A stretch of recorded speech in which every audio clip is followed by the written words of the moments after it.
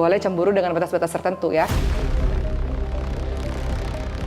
Tapi tidak cemburu dengan membabi buta. Kita lihat bagaimana cemburunya Siti Aisyah. Siti Aisyah sangat cemburu kepada Siti Khadijah. Padahal orangnya udah nggak ada. Sudah meninggal ya ibaratnya. Orangnya udah nggak ada, tapi masih cemburu. Dikatakan, tidaklah aku cemburu kepada salah seorang istri-istri Nabi sebagaimana kecemburuanku terhadap Siti Khadijah, padahal aku belum pernah melihatnya.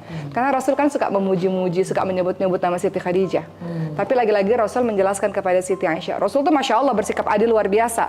Cemburu sih boleh, tapi Rasulullah menjelaskan kenapa Rasulullah sangat menyebut-nyebut nama Siti Khadijah. Makanya Rasul katakan, demi Allah, Allah tidak menggantikannya untukku.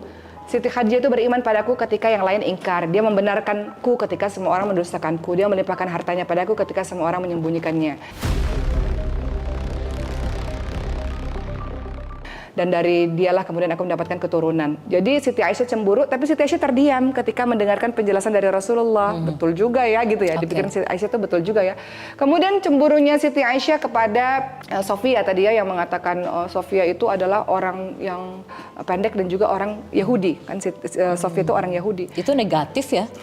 Pernyataan yang negatif ya? Negatif. Kan cemburu, cemburu gitu kan, apalagi sama madu kan. Tapi itu tidak boleh dicontoh ya ya? Boleh dicontoh atau enggak tuh? Bunda Aisyah kan suri tauladan nih untuk kaum perempuan. Yang kayak begitu kalau dibilang boleh dicontoh atau enggak, kalau kita mencintai seseorang pasti kita cemburu. Pasti. Jadi kalau kita bilang nggak boleh dicontoh, nalurinya perempuan kalau cinta sama orang pasti dia ada cemburu gitu. Pasti akan keikutan juga apa yang dilakukan oleh Bunda Aisyah, pasti kita akan keikutan juga gitu.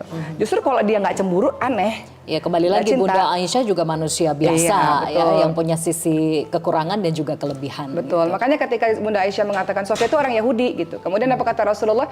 Jangan kau berkata demikian karena Sofia telah masuk Islam dan dia menjadi muslimah yang baik. Jadi Rasul itu tahu bagaimana cara menghadapi istrinya. Termasuk juga yang sangat terkenal ketika Siti Aisyah sangat marah.